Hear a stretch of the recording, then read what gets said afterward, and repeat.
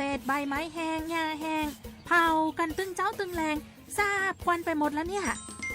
ว่าไปหั่นจะต้องรอไผ่ประกาศนี่อย่างการเผาในที่ชุมชนนับว่าเป็นความผิดตามพรบสาธารณสุขที่เจ้าพนักงานท้องถิ่นสามารถเอาผิดได้ตลอดทั้งปีบ่มีเว้นช่วงเนอะเอ้าแล้วถ้าบอกกันแล้วยังบอกฟังเหรอเผากันอยู่จะเอี้ยน่ะเนี่ยจะได้พ่องนะหากพบเห็นการเผาที่ทำให้เกิดกลิ่นแสงรังสีเสียงความร้อนสิ่งมีพิษฝุ่นละอองขมเมาเทาหรือกรณีอื่นใดจนเป็นเหตุให้เสื่อมหรืออาจเป็นอันตรายต่อสุขภาพเป็นความผิดตามพรบการสาธารณสุขพุทธศักราช 2535 สามารถแจ้งเรื่องไปได้ที่องค์กรปกครองส่วนท้องถิ่นในพื้นที่นั้นๆซึ่งตามกฎหมายแล้วมีหน้าที่ต้องบ่เพิกเฉยต่อการกระทำดังกล่าวนะก็แน่กะเดี๋ยวเปิ่นก็มาอูกันสุดท้ายแล้วก็เอากันบ่แตะกะดิ้วกะกลับมาเผาแห่เหมาะตามข้อสั่งการของผู้ว่าราชการจังหวัดลำพูนได้เน้นย้ำคือทุกองค์กรปกครองส่วนท้องถิ่นไปแล้วนะหากเกิดการเผาในพื้นที่คือนายกองค์กรปกครองส่วนท้องถิ่นนั้นๆใจอำนาจสั่งการเจ้าหน้าที่ไปดับไฟโดยเร็วพร้อมให้เจ้าหน้าที่บันทึกและออกคำสั่งเป็นหนังสือให้เจ้าของพื้นที่นั้นๆห้ามบ่ให้มีการเผาเกิดขึ้นแถมหากยังมีการฝ่าฝืนนะครับคือแจ้งความดำเนินคดีอย่างเฉียบขาดและเมื่อพบว่าบ่ปฏิบัติตามคำสั่งต้องระวางโทษจำคุกบ่เกิน3 เดือนหรือปรับบ่เกิน 25,000 บาทหรือทั้งจำทั้งปรับนะสุดยอดจะอีกกะเจ้าบ้านเฮาจะได้บ่ต้องอดสาบกินควันไฟกันละคนที่ช่วยกันก็มีนักคนที่บ่ช่วยก็มีบ่น้อยมาตรการจะอี้ก็หวังว่าจะช่วยให้เฮามีคุณภาพอากาศที่ดีขึ้นบ่เป็นอันตรายต่อสุขภาพทั้งระยะสั้นและก็ระยะยาวต่อไปนะเจ้าว่าแต่ว่าฝากบอกข้างบ้านท่านกำล้อนะบ้านหลังนั้นน่ะบ่ต้องรอประกาศแล้วเนอะเผาในที่ชุมชนเผาไม่ได้ก็ผิดนะไอ้บอกบ่ฟังจะแจ้งเจ้าหน้าที่เปิ้นมายับแล้วเนอะรวมพลังเจ้าละปูนบ่เผาลดสาเหตุการเกิด PM 2.5 ด้วยความปรารถนาดีจากจังหวัดละปูนเลิกจุดเลิกเผาบ้านเฮาคือไร้หมอกควันร่วมกันสร้างสรรค์เมืองลำพูนอากาศสดใสสวัสดีเจ้าหลิวอาจารยาเจ้าขอเจิญพี่น้องเจ้าบ้านเฮาเจ้าละปูนงดเผาทุกพื้นที่เพื่อคุณภาพอากาศดีเพื่อสุขภาพดีของทุกคนฮักละปูนบ่เผานะเจ้าห่วมแห้งห่วนใจด้วยการงดเผาขยะเผาไรนาและบ่เผาป่าเผาขยะเผาไรนาเผาป่ามีความผิดตามกฎหมายและก่อมลพิษ PM 2.5 เลิกเผาเพื่ออากาศและสุขภาพดีของหมู่เฮาทุกคนนะเจ้าสวัสดีเจ้าร่วมใจกันยุบเผาเจ้าละปูนร่วมใจอย่างเนี้ยจะอีกันเลยนะแต่อย่าคือไฟไม่ป่านี่เตือนเลยนะอย่าเผากันเลยมันผิดกฎหมายอย่าเผากันเลย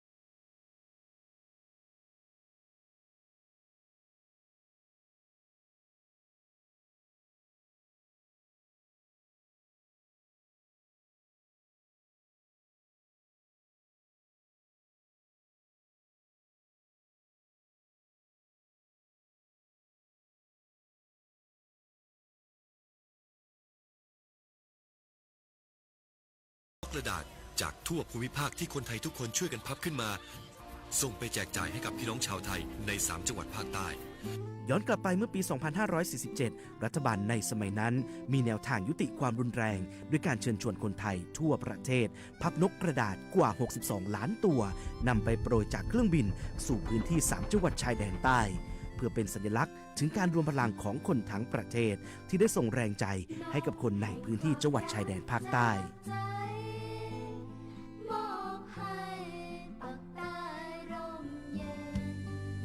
นกกระดาษกว่า 62 ล้านตัวที่โปรยมาจากฟากฟ้าในวันนั้น ได้นำมาก่อสร้างเป็นอนุสาวรีย์นกสันติภาพ ที่ชาวจังหวัดนราธิวาสเรียกกันว่า วงเวียนนก ผ่านมาแล้วกว่า 20 ปี อนุสาวรีย์นกสันติภาพยังคงตั้งตระหง่าน และกลายเป็นสถานที่จุดเช็คอินของนักท่องเที่ยว แม้ว่านกสันติภาพตัวนี้จะไม่สามารถส่งเสียงได้ แต่ก็คือสัญลักษณ์แห่งความหวังด้วยหวังว่าวันหนึ่งบ้านเมืองจะกลับมาสงบสุข และมีรอยยิ้มอีกครั้ง สันติสุขชายแดนใต้สร้างได้โดยสันติวิธี โครงการสร้างความเข้าใจและประสานความร่วมมือทั้งในและนอกจังหวัดชายแดนภาคใต้สำนักประชาสัมพันธ์เขต 3 กรมประชาสัมพันธ์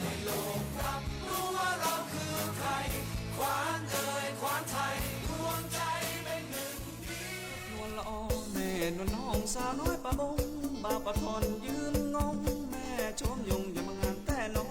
สวัสดีครับผมนัทกิติสารครับและทีมงานนัทกิติสารแอนเดอร์เพอร์นะครับFM 95 สวทละปูนเนี่ยเปิดถึงเปิดเพลงม่วนดีเจกับอู้ดีมีสาระใครอยากฟังเพลงใครอยากขอเพลงโดยเฉพาะของนัทกิติสารและของวงเดอะเพอร์เนี่ยขอมาได้เลยนะเปิ้นใจดีบะมีกักแน่นอน FM 95 สวทละปูนครับผม ว่าอ้ายมันเตียวแล้วต้องสาวน้อยปะบงเลยมาสนใจ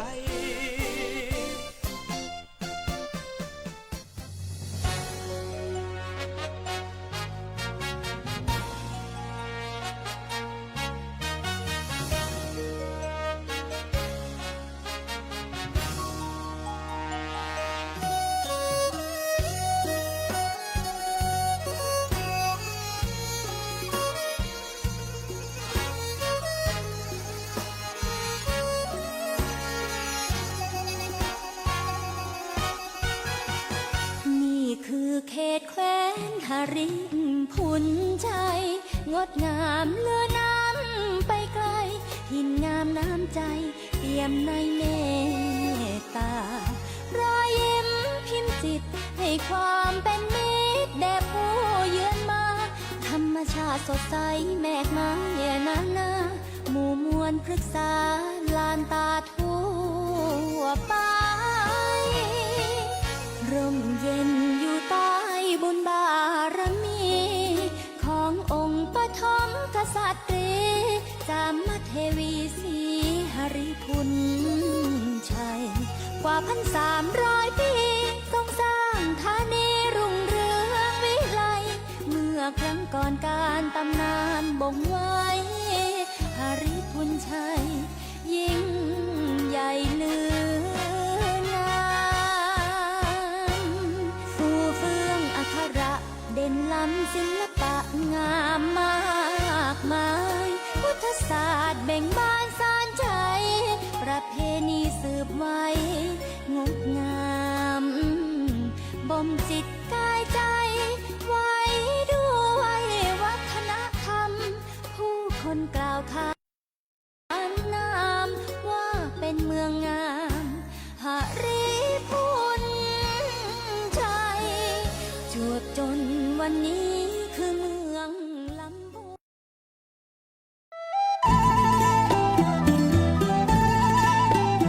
ละปูนเดินหน้า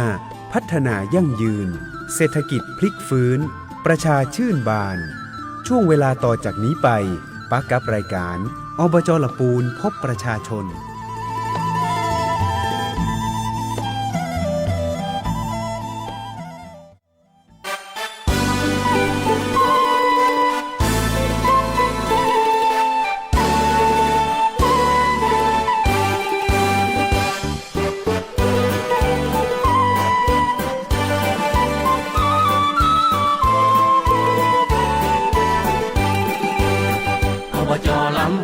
เป็นศูนย์รวมใจใต้ฟ้าสีครามหนึ่งในสยามได้สมญานามชื่อเสียงเกรียงไกรสวยงามสง่าคือธงไตรรงค์โบกปลิวสวัยเราภาคภูมิใจที่เป็นหนึ่งในอบจ.ลำพูน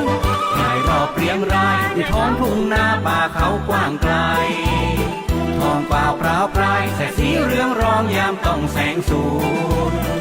ลมแรงเหลืออารามงามระยะครารุ่งอรุณ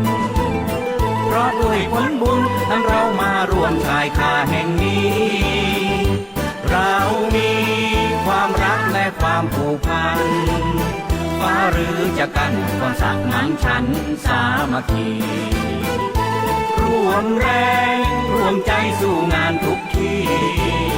เป้าหมายเรามีคือความสุขของประชาชนก่อนเขตอำนวยเพราะช่วยคุ้มครองของปวงประชาทั่วทั้งอาณาอริคุณชัยเทพภัยไกลพ้นวอนพระแม่เจ้าจะมาเทวีพระพรหมช่วยดลเป็นสุขทุกคนจากใจอบจ.ลำพู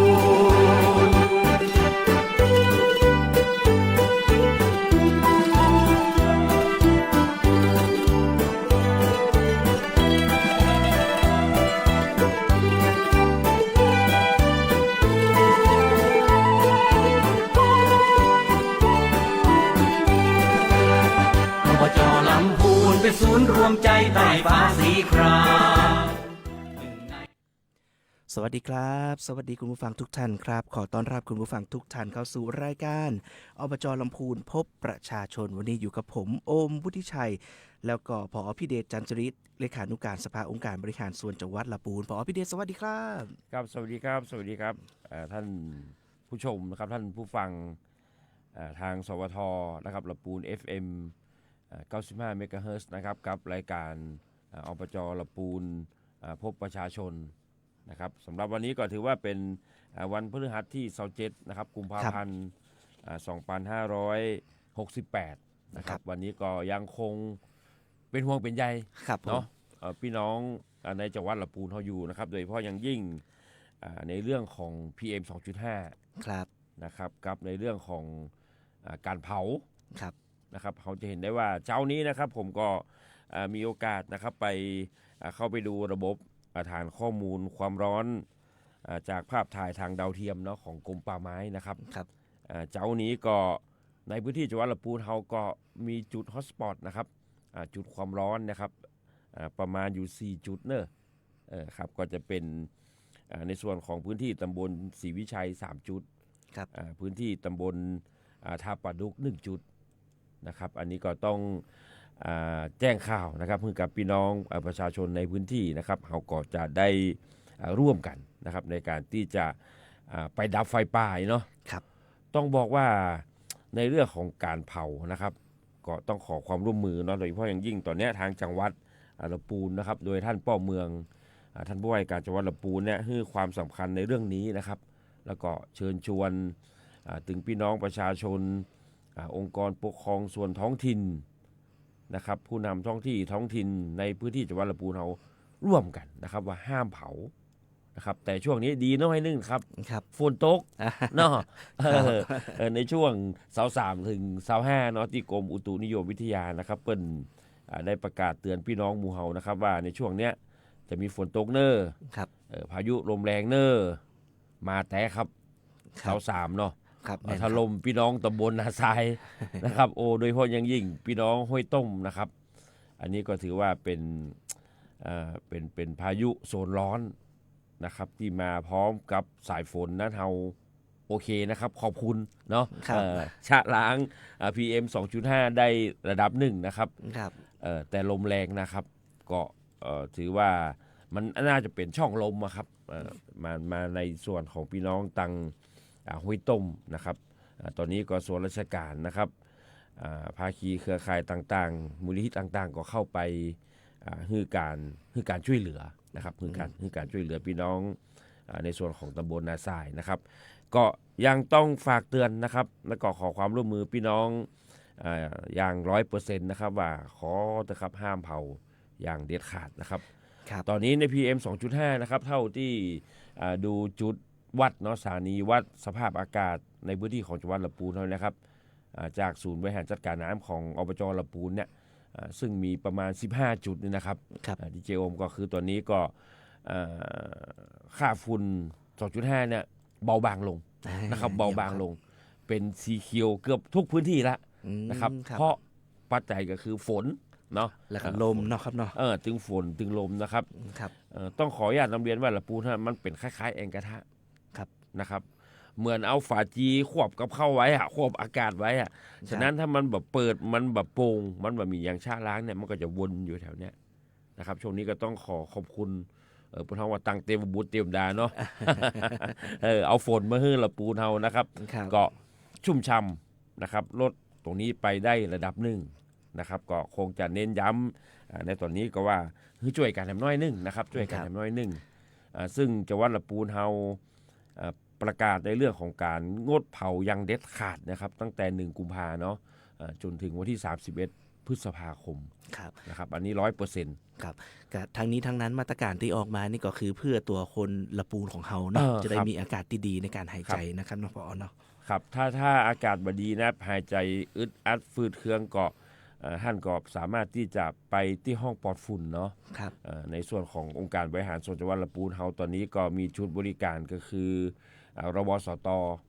โรงพยาบาลส่งเสริมสุขภาพประจำตำบลของอบจทั้ง71แห่งครอบคลุมทั้ง51ตำบลนะครับพี่น้องญาติผู้ป่วยเนาะที่เป็นโรคหืดหอบหายใจบ่สะดวกเกาะปลาผู้ป่วยนะครับไปฝากไว้รวสตได้นะครับอันนี้ก็ฝากไว้นะครับในเรื่องของPM 2.5 แล้วก็การเผานะครับครับมาแฮมข่าวนึ่งนะครับซึ่งเป็นกิจกรรมของอบจอันนี้ยังนะครับก็จะเป็นในเรื่องของไข้หวัดใหญ่ครับเนาะไข้หวัดใหญ่น่าจะเป็นวันจันทร์ที่ผ่านมาเนาะในส่วนของตังจังหวัดสุกที่แล้วครับเนาะตังนายแพทย์สาธารณสุขจังหวัดได้มาชี้แจงว่าตอนนี้ครับไข้หวัดใหญ่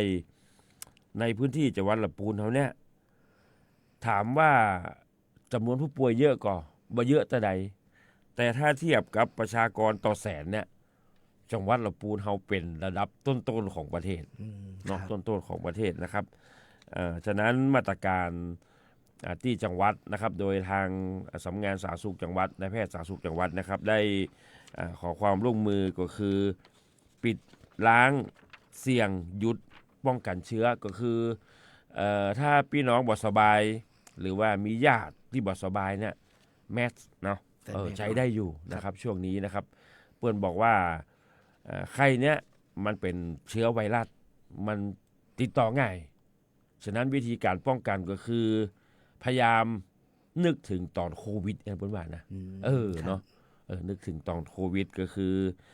ถ้าออกจากบ้านผู้ป่วยอยู่ใกล้คนหมู่มากถ้าป้องกันตัวเองก็ใส่แมสนะครับใส่แมสนะครับป้องกันตอนนี้นะครับในพื้นที่จังหวัดลำพูนเฮานะครับที่มีการพบนะครับผู้ป่วยไข้หวัดใหญ่เนี่ยก็จะอยู่ในพื้นที่ของอำเภอตุ้งหัวจ้างนะครับ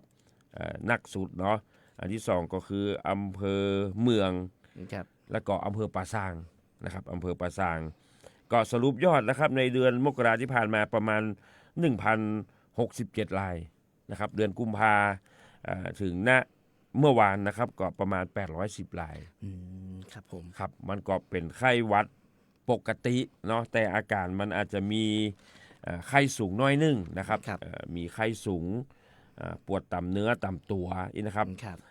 มีเจ็บคอมีน้ำมูกมีเสมหะเนาะถ้าพี่น้องมีเป็นอาการลักษณะเนี้ยเพิ่นบอกว่าต้องรีบไปหาหมอเนาะรีบไปหาหมอถ้าซื้อยามากินมันอาจจะเป็นห้องยับยั้งไข้ได้เนาะแต่มันบ่สามารถที่จะฆ่าเชื้อไวรัสตัวนี้ได้นะครับบ่สามารถที่จะฆ่าเชื้อไวรัสตัวนี้ได้ก็ในช่วงนี้ก็ต้องระมัดระวังกันนะครับสังเกตตัวเองแล้วก็คนรอบข้างใช่ครับครับผมแต่พื้นที่จังหวัดลำพูนเฮานะครับเท่าที่ผมได้ฟังตั้งท่านนายแพทย์สาธารณสุขเนาะเพิ่นบอกว่าที่เฮาสบายใจก็คือมันบ่แพร่กระจายในกลุ่มใหญ่เนาะเช่นสถานศึกษาเนาะในเรือนจ ในสถานประกอบการเนี้ยมันบ่ได้แพร่เป็นกลุ่มใหญ่ๆแต่มันก็กระจัดกระจายทั่วไปทางทีมงานแพทย์นะครับของสำนักงานสาธารณสุขบอกว่าถ้าเป็นในลักษณะเนี้ยเราสามารถที่จะควบคุมมันได้อยู่นะครับควบคุมมันได้อยู่ก็ต้องฝากนะครับฝากพี่น้องประชาชนนะครับในพื้นที่จังหวัดลำพูนเฮาเนาะถ้ามีอาการนะครับไข้สูง38องศาขึ้นไปนะครับหายใจบัดสะดวกนะครับเจ็บหน้าอกปวดเนื้อปวดตัวอาเจียนเจ็บคอมีเสมหะนะครับลักษณะข้นสีเขียวสีเหลืองเนี่ยรีบไปปรึกษาแพทย์เลยนะครับรีบไปปรึกษาแพทย์แล้วถ้าเกิดบ่มีอาการนะก็ต้องป้องกันเนาะแล้วก็ลดการแพร่เชื้อด้วยการล้างมือบ่อยๆนะครับใช่ครับล้างมือด้วยน้ำสบู่หลีกเลี่ยงสถานที่แออัดก่อนนะแล้วก็อย่างที่ผอ.บอกแหละใส่แมสเนาะถ้าในบ้านมีคนเป็นก็แยกของใช้ส่วนตัวฮะเนาะมันมีถึงสายพันธุ์ A สายพันธุ์ B อย่างเงี้ยเนาะแม่นครับแล้วแถมวิธีหนึ่งที่จะช่วยได้เยอะก็คือฉีดวัคซีนป้องกันไข้หวัดใหญ่ทุกปีเนาะโดยเฉพาะ7กลุ่มเสี่ยงเนาะครับตัวนี้ในส่วนของทางสาธารณสุขเนาะทางโรงพยาบาลเพิ่นก็มีวัคซีนให้กับกลุ่มเสี่ยงเนาะกลุ่มผู้สูงอายุ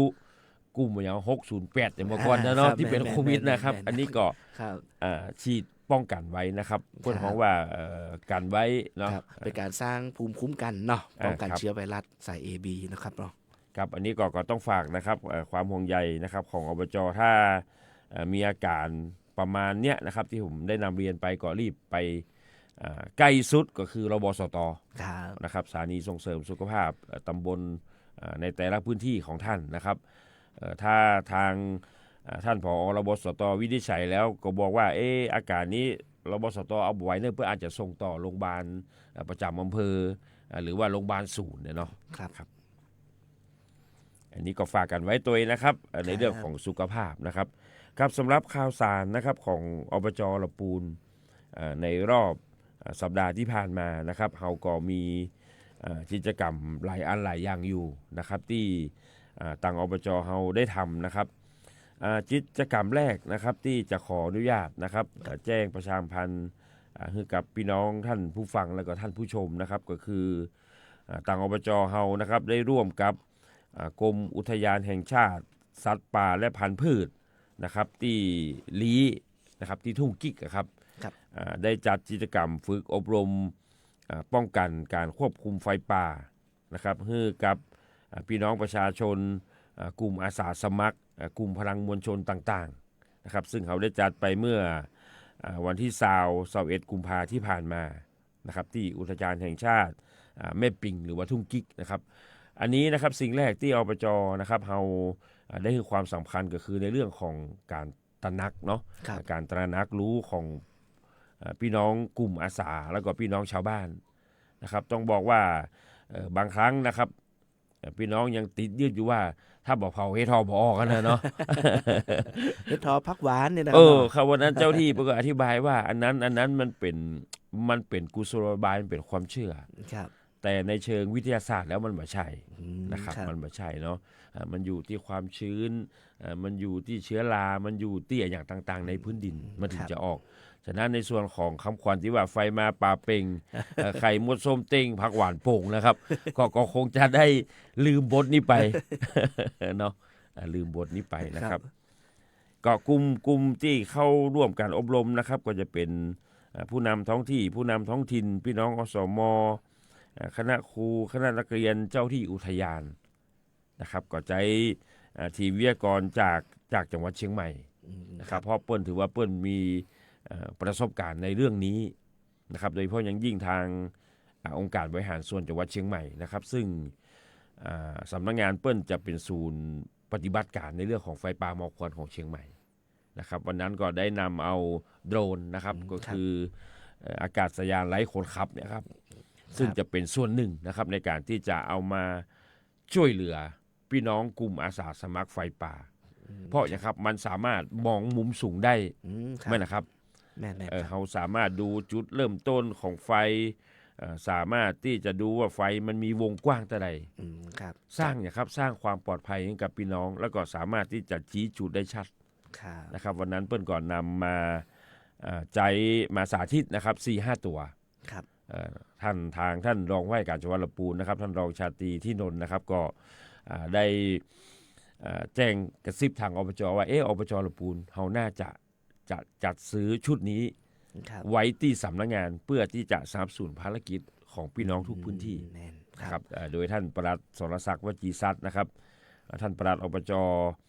ปฏิบัติหน้าที่นายกนะครับท่านก็รับนโยบายตรงนี้มานะครับก็คงจะหาช่องทางนะครับในเรื่องของการเพิ่มเติมแผนนะครับหาแรงงบประมาณเพื่อที่จะเอาไปจัดซื้อครุภัณฑ์พวกเนี้ยนะครับก็ต้องชี้แจงประชาชนก่อนเนาะว่าโดรนนี่มันบ่ใช่แค่มองมุมสูงได้นะครับโดรนตีเฮากำลังจะซื้อนี่สามารถจับความร้อนได้นะครับพอเนาะใช่ครับเป็นโดรนจับความร้อนนะครับคุณผู้ฟังเปิ้นว่าโดรนทั่วไปนะครับมันก็จะมีลักษณะของเป็นโดรนสำหรับถ่ายภาพกิจกรรมทั่วไปเนาะแห่งมันนึงกับโดรนเกษตรที่เป็นน้องไปใส่พ่นยาพ่นปุ๋ยนะแต่ตัวเนี้ยมันจะมีเรดาร์นะครับเอ็กซเรย์พื้นดินได้อยู่นะครับบางทีความร้อนอาจจะอยู่ทับถมพื้นใบไม้อ่ะแต่มันยังแบบปะทุเตอโดนตัวนี้ก็สามารถที่จะจับภาพได้นะครับบางทีเขาไปดับเนี่ยครับควันมันหายก็จริงแต่ตั้งลุ่มมันฮ้อนอยู่โดนตัวนี้ก็จับภาพได้นะครับอันนี้ก็ถือว่าเป็นนวัตกรรมเป็นเครื่องมือที่จะช่วยนักผจญเพลิงทั้งหลายเนาะในการที่จะเซฟในเรื่องของความปลอดภัยหาจุดพิกัดได้ง่ายบางทีเขาเห็นควันใกล้ๆเนี่ยเปิ้นฮ้องว่าไก่ตาสุมาแต่ไก่ตีนเอาพออย่าไปใช่ไก่แต่ที่จริงแล้วไก่ขนาดละเตียวเนาะนะครับอันนี้ก็จะช่วยเป็นแรงสนับสนุนนะครับให้กับพี่น้องอาสาสมัครทีมผจญเพลิงทั้งหลายนะครับครับสำหรับในส่วนของนะครับกิจกรรมต่อไปนะครับที่อบจเฮาได้ทำนะครับก็คือในเรื่องของการส่งเสริมการพัฒนาระบบการแพทย์ฉุกเฉินของอบจนะครับต้องแจ้งให้กับพี่น้องว่าตอนเนี้ยศูนย์สั่งการแพทย์ฉุกเฉินนะครับ1669เนี่ยตอนเนี้ยศูนย์บัญชาการนะครับอยู่ที่องค์การบริหารส่วนจังหวัดลำพูนนะครับเฮารับภารกิจจากโรงพยาบาลลำพูนมาไว้ที่อบจลำพูนนะครับตั้งแต่ปี60นะครับฉะนั้นภารกิจตรงเนี้ยครับต้องการที่จะพัฒนาทีมโดยเฉพาะอย่างยิ่งโรงเรียนในสังกัดอบจนะครับในการที่จะไปฝึกการใช้เครื่องฟื้นคืนหัวใจนะครับหรือว่า ADK นะครับเพื่อกับนักเรียนแล้วก็เป็นการฝึกปฐมพยาบาลเบื้องต้นนะครับเพื่อกับน้องๆนักเรียนวันนั้นที่เราทำไปก็คือที่โรงเรียนนาทรายนะครับโรงเรียนอบจนาทรายซึ่งเป็นโรงเรียนสังกัดของอบจลำพูนนะครับก็น้องๆก็เป็นพื้นที่ห่างไกลเนาะถึงพี่น้องนาทรายนะครับแล้วก็สามารถที่จะเมื่อฝึกไปแล้วเนี่ยก็สามารถที่จะนำไปใช้ปฏิบัติการช่วยเหลือเนาะพี่น้องที่ประสบเหตุหรือว่าท่านผู้ปกครองนะครับโดยบอกว่าจะเป็นในเรื่องของการปฐมพยาบาลเบื้องต้นนะครับการฝึกใจเครื่อง ADK ครับเครื่องกระตุ้นหัวใจเนี่ยนะครับก็วันนั้นก็มีท่านปลัดองค์การบริหารส่วนจังหวัดนะครับท่านสรศักดิ์วจีทรัพย์นะครับท่านปลัดปฏิบัติหน้าที่นายกนะครับไปเป็นประธานในพิธีเปิดนะครับอันนี้ก็ผ่านไปด้วยดีนะครับที่โรงเรียนอบจนาทรายนะครับในเขตของพื้นที่อำเภอลีนะครับก็ข่าวต่อไปนะครับที่จะแจ้งประชาสัมพันธ์นะครับเพื่อกับพี่น้องท่านผู้ฟังก็คือในเรื่องของวันนั้นเมื่อไปอบรมไฟป่าที่ทุ่งกิ๊กนะครับก็เป็นพื้นที่ตำบลก้อพอดีเนาะตั้งผมก็ซึ่งตอนนี้ก็ดูแลรับผิดชอบศูนย์บริหารจัดการน้ำของอบจอยู่นะครับก็เลยเข้าไปดูนะครับในการขุดลอกนะครับต้องบอกว่าลำน้ำก้อนะครับเป็นลำน้ำที่เมื่อฤดูฝนหลายครั้งที่ผ่านมานะครับน้ำหลากมันเป็นน้ำห้วยเนาะมาเร็วเค็มเร็วไปเร็วฉะนั้นเศษตะกอนทรายทั้งหลายเนี่ยทับถมจนเกือบจะมามีร่องน้ำเลยนะมาเห็นแนวเลยครับมาเห็นแนวเลยครับตั้งศูนย์บริหารจัดการน้ำอบจนะครับในฐานะที่เป็นเครือข่ายของมูลนิธิเพื่อนพึ่งพายามยากเนาะสภากาชาติไทยเป็นเครือข่ายของมูลนิธิอุทกภัทในพระบรมราชูปถัมภ์นะครับ ตั้งผมก็ได้เสนอโครงการเนี้ยเข้าไปให้คณะกรรมการพิจารณาก็ได้รับการอนุมัติมานะครับซึ่งโครงการนี้ก็จะเป็นความร่วมมือนะครับระหว่างมูลนิธิอุทกภัทในพระบรมราชูปถัมภ์กองทัพบกนะครับตั้งสถาบันสารสนเทศทรัพยากรน้ำองค์การมหาชนได้งบประมาณในการที่จะขุดลอกนะครับลำน้ำลีนะลำน้ำก้อนะครับระยะทางรวมก็ประมาณ8กิโลกึ่งนะครับ8กิโลกึ่งตอนนี้ก็ทำไปได้ระยะหนึ่งแล้วครับท่านผู้ชมที่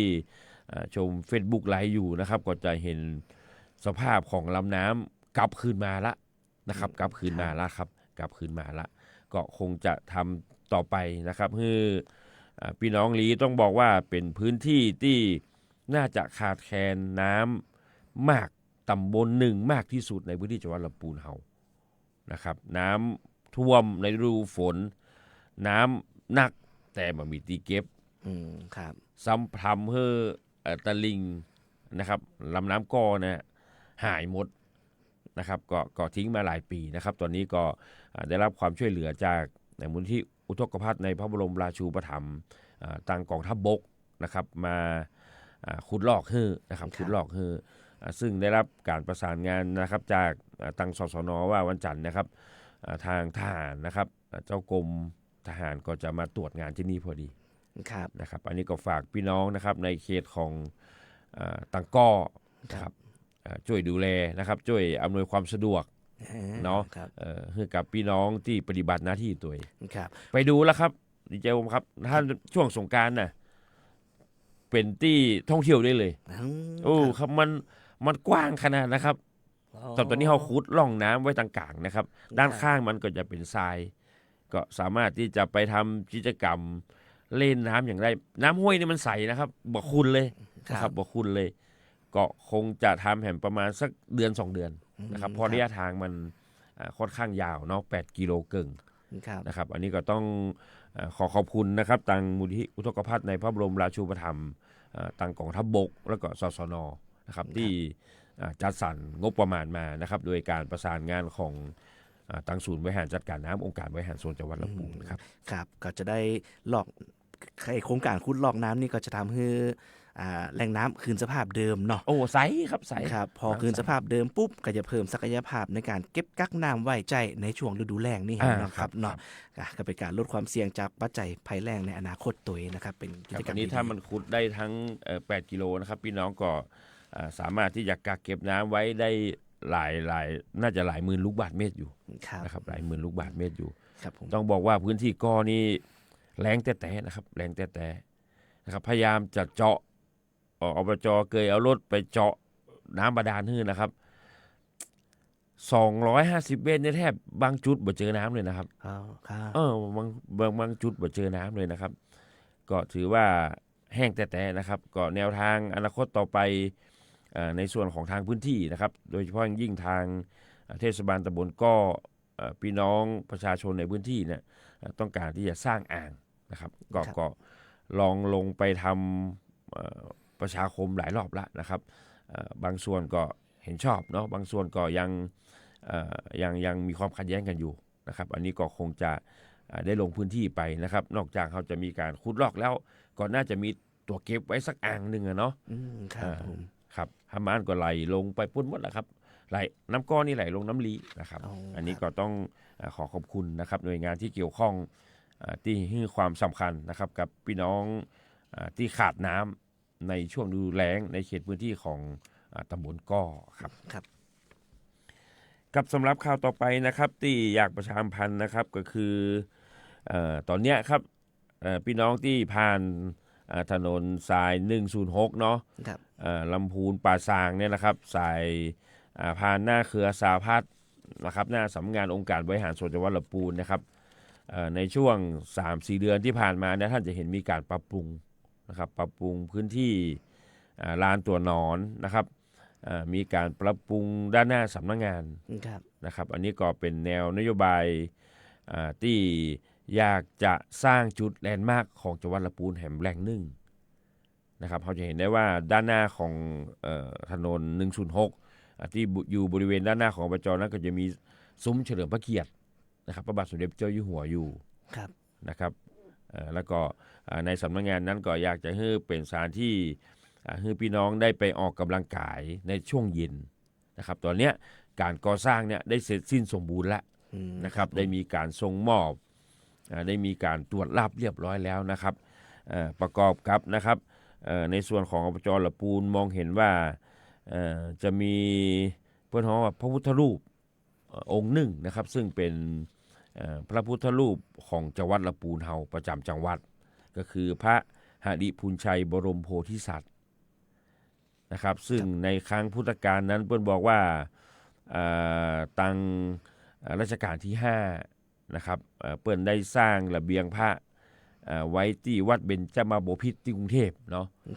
ท่านก็มีดำริว่าพระองค์ท่านมีดำริว่าต้องการที่จะให้หัวเมืองต่างๆเนี่ยเอาพระพุทธรูปที่สำคัญนะครับในสมัยเก่าๆเนี่ยไปตั้งโชว์ไว้ที่กรุงเทพในส่วนของจังหวัดละปูนเฮานะครับเปิ้นก็เลือกเอาพระหฤพูนชัยบรมโพธิสัตว์นะครับไปตั้งประดิษฐานไว้ที่กรุงเทพในส่วนของอบจเห็นว่าตัวเนี้ยครับพระพุทธรูปองค์เนี้ยก็จะมีจำลองอยู่ที่วัดพระธาตุหฤพูนชัยวรมหาวิหารองค์หนึ่งนะครับทางอบจก็เห็นว่าน่าจะมีการสร้างแผ่ขยายไปเพื่อที่จะให้พี่น้องเขานั้นได้มีโอกาสเคารพสักการะบูชานะครับตอนนี้ก็นำมาตั้งประดิษฐานนะครับในหอซุ้มซึ่งเป็นสถาปัตยกรรมที่งามนะครับท่านผู้ชมที่ดู Facebook ไลฟ์อยู่นะครับท่านจะเห็นว่าความงามของพระหฤพูนชัยบรมโพธิสัตว์นะครับตอนนี้เขาได้อัญเชิญมาประดิษฐานที่หน้าสำนักงานอบจพี่น้องที่ผ่านไปผ่านมานะครับก็สามารถที่จะเข้าไปกราบสักการะบูชาได้นะครับซึ่งกิจกรรมในเมื่อวันที่25ที่ผ่านมานะครับทางบนห้องว่าห้างหุ้นส่วนจำกัดส่วนไม้ไทยบ้านปูเลี้ยงหมื่นซึ่งเป็นห้างหุ้นส่วนที่เป็นผู้รับจ้างนะครับในการก่อสร้างอาคารปรับปรุงอาคารด้านหน้าของอบจเนี่ยนะครับท่านก็ได้อัญเชิญนะครับพระหฤพูนชัยบรมโพธิสัตว์นะครับขึ้นประดิษฐานโดยมีท่านผู้จัดการห้างหุ้นส่วนนะครับก็คือคุณเมธินีใหม่วันนะครับพร้อมกับคุณสุทธิพงษ์ใหม่วันหรือว่าโปเลี้ยงแดงนะครับเจ้าของสวนไม้ไทยบ้านโปเลี้ยงหมื่นนะครับเป็นในภาคเอกชนที่ทำนะครับสำหรับภาคข้าราชการนะครับก็จะมีท่านปลัดองค์การบริหารส่วนจังหวัดละปูนนะครับซึ่งปฏิบัติหน้าที่ท่านนายกนะครับท่านสรศักดิ์วจีสัตย์ก็นำเอาพี่น้องข้าราชการของอบจเฮานะครับร่วมกิจกรรมนอกจากนั้นก็ยังได้รับเกียรตินะครับจากอดีตท่านผู้บริหารของอบจนะครับไม่ว่าจะเป็นท่านอนุสรณ์วงศ์วรรณท่านวิทยาศักดิ์คำปันแล้วก็ท่านสมาชิกสภาจังหวัดหลายท่านนะครับเข้าร่วมกิจกรรมเพื่อที่จะเป็นสิริมงคลนะครับร่วมกับพี่น้องจังหวัดละปูนร่วมกับห้างหุ้นส่วนจำกัดส่วนไม้ไทยบ้านปูเลี้ยงหมื่นนะครับอันนี้ในช่วงเย็นนะครับพี่น้องที่อยู่แถวตำบลปาซักตำบลหนองหนามเนาะในเขตโซนตังสาพัฒน์นะครับถ้าท่านจะไปออกกำลังกายตรงสนามกีฬากลางอบจเนี่ยอาจจะไกลไปนะครับในช่วงเย็นเนี่ยท่านก็สามารถที่จะไปออกกำลังกายที่อบจได้เลยนะครับทางเฮาก็ยินดีนะครับที่จะต้อนรับทุกท่านสำหรับลานตัวนอนด้านหน้านั้นนะครับจะเป็นเปิ้นฮ้องว่าจะเป็นตัวนอนนะครับของ SCG เนี่ยซึ่งได้ออกแบบเป็นลายผ้านะครับลายผ้าลายดอกพิกุลนะครับลายดอกพิกุลแล้วก็ซุ้มด้านหน้าตัวอาคารนั้นก็จะเป็นซุ้มนะครับประดิษฐานพระหฤพูนชัยบรมโพธิสัตว์เนี่ยซึ่งทางอบจก็จะมีการประกวดชื่อนะครับขวางลานตรงนี้อยู่นะครับในเบื้องต้นนะครับผมเองก็ได้คิดร่วมกับหลายท่านว่าในเบื้องต้นเนี่ยคงจะใช้คำว่าห่วงลายผ้าไหวสาพระหฤพูนชัยบรมโพธิสัตว์นะครับก็ช่วงนี้ก็เรียนเชิญนะครับความเรียบร้อยของตรงเนี้ยก็เรียบร้อยหมดละ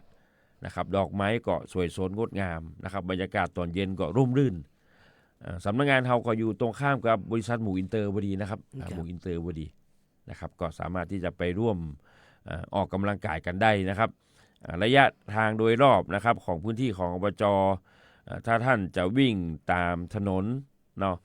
ในพื้นที่ของอบจก็น่าจะได้สัก2 กิโลได้อยู่นะครับถ้าวิ่งสัก10 รอบก็สาวละเนาะก็เรียนเชิญนะครับไปออกกำลังกายด้วยกันไปนมัสการนะครับสักการะบูชาเท้ามหาพรหมซึ่งอยู่ตั้งหน้านะครับแล้วก็ตัวสำนักงานก็จะเป็นพระหฤปุญชัยบรมโพธิสัตว์เนี่ยซึ่งผมเองเชื่อว่าหลายท่านนะครับก็คงยังบ่ทราบประวัติของพระพุทธรูปองค์นี้เนาะก็นำเรียนไปนะครับว่าเป็นพระพุทธรูปที่สำคัญประจำในพื้นที่ของจังหวัดลำพูนเฮานะครับรัชกาลที่5ได้อัญเชิญนะครับไปประดิษฐานไว้ที่พิพิธภัณฑ์ระเบียงพระนะครับที่วัดเบญจมพิตรที่กรุงเทพครับในส่วนของอบจลำพูนเฮาก็เลยไปขออนุญาตนะครับจำลองมาตั้งประดิษฐานไว้ที่จังหวัดลำพูนเฮานะครับอันนี้ก็เชิญชวนไปสักการะบูชาแล้วก็ไปออกกำลังกายด้วยกันนะครับในส่วนของกิจกรรมนะครับอันหนึ่งนะครับก็ต้องบอกว่าตอนนี้นะครับในส่วนของการเลือกตั้งที่ผ่านมานะครับเมื่อวันที่1 กุมภาพันธ์2568เนาะพี่น้องก็คงจะจำภาพกันได้นะครับแล้วก็จังหวัดลำพูนเฮาก็เป็นแชมป์อยู่นะครับ 73.43% นะครับเป็นแชมป์ในการเลือกตั้งซึ่งเมื่อมีการเลือกตั้งเมื่อวันที่1นะครับตามพรบการเลือกตั้งนั้นนะครับก็จะต้องมีการรับรองผลภายใน30 วันครับถ้าซึ่ง30 วันนั้นมันก็จะไปตกเอาวันที่3 มีนานะครับแต่ตอนนี้ต้องแจ้งข่าวดีนะครับให้กับพี่น้องนะครับท่านผู้ฟังนะครับในส่วนของจังหวัดลำพูนเฮาตอนนี้ทางคณะกรรมการการเลือกตั้งนะครับได้ประกาศผลรับรองผลการเลือกตั้งทั้งสมาชิกสภาองค์การบริหารส่วนจังหวัดลำพูนเฮา24 เขตนะครับเลือกตั้งในส่วนของผู้บริหารก็คือท่านนายกองค์การบริหารส่วนจังหวัดลำพูนนะครับเมื่อประกาศได้ลงวันที่25 กุมภาพันธ์ 2568นะครับอันนี้ในส่วนของอบจก็ต้องขอแสดงความยินดีนะครับแล้วก็ขอต้อนรับท่านนายกองค์การบริหารส่วนจังหวัดลำพูนท่านใหม่นะครับท่านวิรเดชผู้พิสิทธิ์พร้อมกับท่านสมาชิกสภาองค์การบริหารส่วนจังหวัดแห่ง24 เขต24 ท่านนะครับสู่ครอบครัวขององค์การบริหารส่วนจังหวัดลำพูนนะครับอย่างเป็นทางการซึ่งแนวทางปฏิบัตินะครับหลังจากที่กกต.ได้รับรองผลนะครับทางท่านผู้ว่าการจังหวัดลำพูนนะครับท่านวิวัฒน์อินไทยวงศ์นะครับก็จะต้องมีการเชิญประชุมสภาครั้งแรกเพื่อที่จะเลือกประธานสภา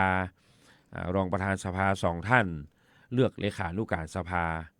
ซึ่งตามระเบียบนั้นกำหนดว่าจะต้อง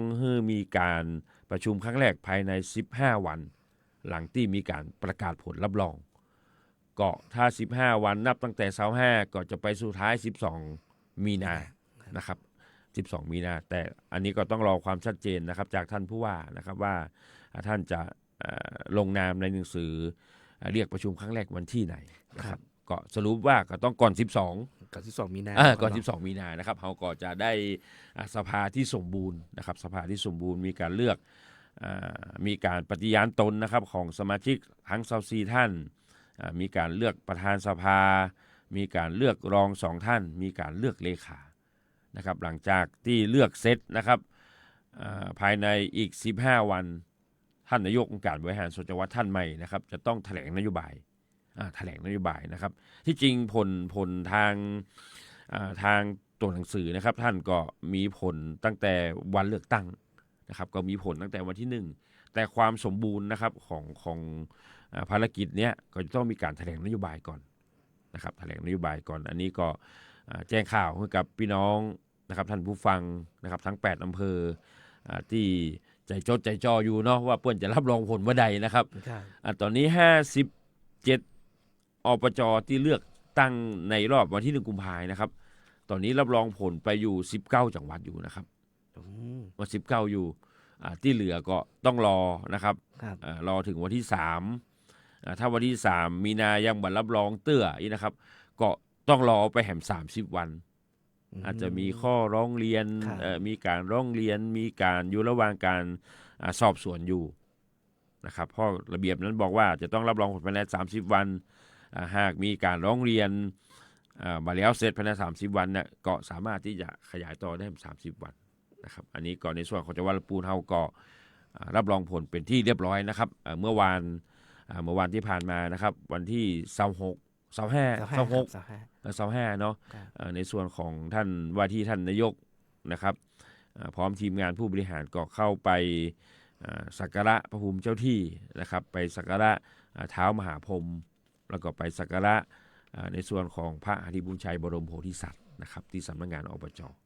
นะครับก็ต้องขอต้อนรับและขอแสดงความยินดีนะครับทั้งผู้บริหารและก็ท่านสมาชิกภาคองค์การบริหารส่วนจังหวัดลำพูนนะครับเข้าสู่ครอบครัวของการบริหารส่วนจังหวัดเพื่อที่จะทำหน้าที่ทั้งฝ่ายสภาฝ่ายนิติบัญญัติและก็ฝ่ายผู้บริหารนะครับจะนำพาองค์กรเฮาไปอีก4 ปีข้างหน้านะครับ4 ปีข้างหน้านะครับครับสำหรับกิจกรรมต่อไปนะครับที่ทางองค์การบริหารส่วนจังหวัดนะครับได้ทำก็คือในเรื่องของกิจกรรม Big Cleaning Day นะครับ Big Cleaning Day ต้องบอกว่าหลังจากที่เขาได้มีการปรับปรุงลานตัวหนอนมีการปรับปรุงหน้าสำนักงานนะครับมีการปรับปรุงอาคารหลายอาคารในพื้นที่นะครับแล้วก็ประกอบกับช่วงนี้ต้องบอกว่ามันเป็นฤดูแล้งเนาะอันที่หนักสุดคือใบไม้ครับโอ้โหใบไม้แล้วก็พื้นที่เขาค่อนข้างจะกว้างนะครับจะกว้างนะครับฉะนั้นกิจกรรมที่อบจ.จะต้องทำนะครับหลังที่มีการส่งมอบการปรับปรุงลานตัวนอนปรับปรุงหน้าสำนักงานก็คือ Big Cleaning Day ทำความสะอาดใหญ่โดยรอบนะครับอาคารสำนักงานของอบจ.เพิ่นบอกว่าในพื้นที่49 ไร่นะครับทำความสะอาดในภาคเช้านะครับแบ่งภารกิจของแต่ละกองแบ่งเป็นโซนใครรับผิดชอบโซนไหนแล้วก็ภาคบ่ายไป Big Cleaning Day ในห้องของตัวเองนะครับทำกิจกรรม5 สอในห้องแล้วก็จะมีคณะกรรมการนะครับโดยมีท่านรองปลัดท่านทัชชาสามัคคีนิตเป็นประธานในการที่จะไปตรวจประเมินแต่ละกองแล้วก็มีการมอบรางวัลเพื่อเป็นสินน้ำใจเนาะให้กำลังใจกับผู้ที่ปฏิบัติงานในกองนะครับอันนี้ก็ทำกันไปเมื่อตะวานะครับเมื่อตะวาที่ผ่านมานะครับอันนี้ก็ต้องขอบคุณต่างพี่น้องข้าราชการอบจ.ทุกท่านนะครับที่ให้ความร่วมมือในการทำกิจกรรมนะครับครับข่าวต่อไปนะครับก็เปิดกันไปสดๆร้อนๆเมื่อตะคืนนะครับก็คืองานมหกรรมเฟอร์นิเจอร์บ้านม้าแฟร์ครั้งที่16นะครับทางองค์การบริหารส่วนจังหวัดลำพูนเฮาได้ร่วมกับทางเทศบาลตำบลศรีบัวบานนะครับทางชมรมเฟอร์นิเจอร์บ้านม้าเขาได้รับเกียรตินะครับจากท่านรองผู้ว่าการจังหวัดลำพูนนะครับท่านรองชาตรีที่นนท์นะครับได้ไปเป็นประธานในพิธีเปิดงานต้องบอกว่าเฟอร์นิเจอร์บ้านม้านะครับก็ถือว่าเป็นแหล่งชุมชน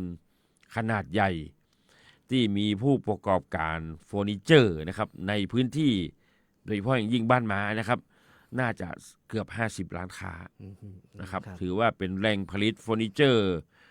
ที่ใหญ่สุดละในประเทศไทยก็ว่าน่าจะว่าได้นะครับถ้ารวมกันทั้งหมู่บ้านนะครับก็อันนี้ก็มีกิจกรรมกันนะครับมีพิธีเปิดแล้วก็เหนือสิ่งอื่นใดนะครับก็คือมีการลดราคาสินค้าเฟอร์นิเจอร์50-70% นะครับเพื่อที่จะร่วมเป็นประท้องว่าอย่าช่วยเหลือพี่น้องที่ประสบภัยน้ำท่วมที่ผ่านมาเนาะตอนนี้โต๊ะเตียงตู้ตีนอนนะครับหมอนมุ้ง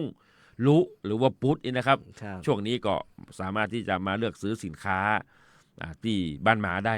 นะครับเขาจัดกันที่ศูนย์การจัดงานก็อยู่ที่กาดสมานชัยนะครับภาคกลางวันก็มีการขายสินค้าลดราคา 50-70% ในภาคกลางคืนก็จะเป็นกิจกรรมเพื่อมวลชนเนาะกิจกรรมเพื่อมวลชนนะครับ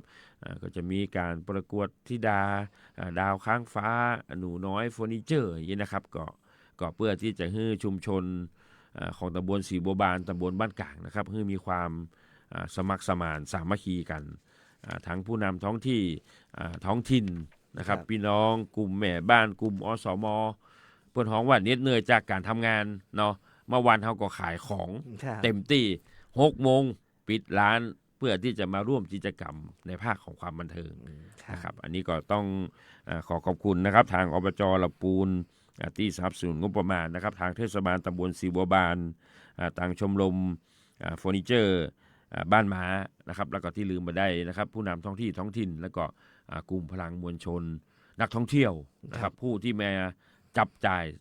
ซื้อของทุกท่านนะครับงานดีๆอีกก็ต้องเอิ้นบอกกันนะครับเขาก็มีถึงวันที่26ถึงวันที่1นะครับถึงวันที่1นะครับแต่ร้านค้านั้นเพิ่งก็อยากลดไปแหมถึงวันที่15ไปแล้วครับถึง15มีนานะครับถึง15มีนาครับสำหรับข่าวนะครับประชาสัมพันธ์อันหนึ่งนะครับที่ตามการบริหารส่วนจังหวัดลำพูนนะครับจะเอิ้นบอกกล่าวแล้วก็แจ้งให้กับพี่น้องพุทธศาสนิกชนนะครับได้รับทราบแล้วก็ร่วมกิจกรรมก็คือพิธีทำบุญครบรอบมรณการ48ปีนะครับแล้วก็เปลี่ยนผ้าครูบาผ้าคลองเสยอาล่างของครูบาอภิชัยขาวปีนะครับประจำปี2568นะครับที่วัดพระพุทธบาทผาหนามอำเภอลีนะครับสำหรับในส่วนของครูบาเจ้าอภิชัยขาวปีนะครับก็ถือว่าเป็นลูกศิษย์ลูกหาของครูบาเจ้าศรีวิจัยนะครับครูบาเจ้าศรีวิจัยในครั้งที่ท่านยังครองสมณะเป็นสงฆ์อยู่นั้นเพิ่นบอกว่าท่านต้องอธิกรณ์นี่เนาะท่านก็เลยเปลี่ยนครองผ้าจากผ้าเหลืองเนี่ยมาเป็นผ้าขาวนะครับจะเห็นได้ว่าตัวเนี้ยอนุสาวรีย์ของครูบาเจ้าอภิชัยขาวปีเนี่ยเพิ่นจะห่มขาวนะครับห่มขาวท่านก็ได้ร่วมบูรณะปฏิสังขรณ์วัดวาอารามร่วมกับครูบาเจ้าศรีวิชัยหลายวัดนะครับและที่สำคัญก็คือเป็นพระรูปหนึ่งนะครับที่ช่วยครูบาเจ้าศรีวิจัยในการสร้างถนนขึ้นดอยสุเทพตามประวัตินะครับท่านได้เกณฑ์เอาพี่น้องชนเผ่าต่างอำเภอลีนะครับโดยเฉพาะยิ่งพี่น้องกะเหรี่ยงในประมาณ500คนนะครับมาช่วยครูบาเจ้าศรีวิจัยเฮาในการที่จะสร้างถนนขึ้นดอยสุเทพจนประสบผลสำเร็จนะครับก็ถือว่าท่านมรณการไปได้48ปีแล้วนะครับพี่น้องต่างอำเภอลีนะครับก็เก็บสรีระร่างของครูบาไว้นะครับ40กว่าปีก็ปีหนึ่งเพิ่นก็จะมีพิธีนะครับเปลี่ยนผ้าเนาะเปลี่ยนผ้าของสรีระร่างของครูบาเนี่ยก็ถือว่าเป็นกิจกรรมแห่งอันหนึ่งนะครับที่มีพี่น้องร่วมงานค่อนข้างมันจะค่อนข้างกันหนักเลยครับหนักเลยนะครับผมเคยไปร่วมกิจกรรมนี้หลายครั้ง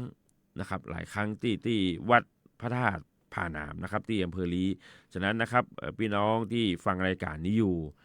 ท่านมีโอกาสนะครับได้มาแอลตังลีนะครับก็เรียนเชิญนะครับกำหนดการนั้นนะครับเปิ้นจะมีพิธีเปลี่ยนผ้านะครับในวันจันทร์ที่3มีนานะครับงานเปิ้นก็จะเริ่มตั้งแต่วันที่1ถึงวันที่4นะครับวันที่1ก็จะเป็นการทำบุญตักบาตรการแต่งดาขวตารของพี่น้องประชาชนมีการราธนาพระอุปคุตวันอาทิตย์ที่2ก็จะมีการทำบุญหัววัดต่างๆนะครับซึ่งต่างวัดได้อาราธนานิมนต์หัววัดประมาณ100หัววัดนะครับมีพระสงฆ์สวดนิยามธรรมสูตรนะครับในภาคกลางคืนก็จะมีการเทศนาธรรมมีการสวดอภิธรรมนะครับแล้วก็วันที่1นะครับวันที่3ซึ่งเป็นวันงานจริงๆนะครับก็จะเริ่มกิจกรรมกันตั้งแต่เวลา7 โมงนะครับเริ่มตั้งแต่การทำบุญตักบาตรนะครับ8 โมงครึ่งก็จะมีการเคลื่อนขบวนขวตารของพี่น้องศรัทธาแล้วก็ในเวลาโดยประมาณในเวลา12:30 นาทีนะครับหรือว่าเที่ยงครึ่งเนี่ยก็จะมีการเริ่มขบวนแห่สรีระร่างของครูบาเจ้าอภิชัยขาวปีนะครับหลังจากนั้นบ่ายโมง9 นาทีก็พระสงฆ์จำนวน48รูปนะครับสวดมาติกาบางสกุลแล้วก็จะเปลี่ยนผ้าของครูบาเจ้าฉะนั้นก็เรียนเชิญนะครับพี่น้องที่ยังไม่เห็นความยิ่งใหญ่นะครับความศรัทธาของพี่น้องชาติพันธุ์ก็สามารถไปกราบนมัสการร่างของครูบาเจ้าอภิชัยขาวปีแล้วก็ไปร่วมพิธีเปลี่ยนผ้าของสยามร่างได้นะครับก็บ่ได้ลืมเนอะวันที่1ถึงวันที่4มีนาคมเนี่ยโดยเฉพาะยิ่งวันที่3เนาะวันจันทร์วันที่3นะครับเป็นวันจริง ครับผมก็ขอเชิญพุทธศาสนิกชนนะครับไปร่วมพิธีทำบุญเนาะแล้วก็เปลี่ยนพิธีเปลี่ยนผ้าของสรีระร่างครูบาเจ้าอภิชัยข่าวปีเนาะเพื่อแสดงความเคารพแล้วก็ระลึกถึงคุณงามความดีของท่านเนาะพอครับวันนี้ก็หมดเวลาลงแล้วนะครับ ก็ท้องว่าถ้ามาเล่าสู่กันฟังนะครับ อาทิตย์หนึ่งก็เอากิจกรรมดีๆมาเล่าสู่กันฟังเนาะดูเวลามันจะสั้นเนาะ ครับ ก็บ่เป็นอย่างนะครับก็เดี๋ยวอาทิตย์หน้าก็คงจะมีโอกาสได้พบปะกันแฮมนะครับ ครับ หลังจากที่ท่านผู้บริหารได้แถลงนโยบายนะครับเข้ารับตำแหน่งแบบสมบูรณ์นะครับก็คงจะมีทีมงานผู้บริหารมาพบปะกับพี่น้องท่านผู้ฟังกันนะครับ ครับผมครับวันนี้ก็ขอบคุณผอ.พิเดชจันทริเนาะเลขานุการสภาองค์การบริหารส่วนจังหวัดลำพูนนะครับรวมถึงคุณผู้ฟังทุกท่านที่กำลังรับฟังรายการอบจลำพูนพบประชาชนวันนี้ผมองค์วุฒิชัยแล้วก็ผอ.พิเดชขออนุญาตลาคุณผู้ฟังไปก่อนเนอะสวัสดีครับ ครับสวัสดีครับ สวัสดีครับ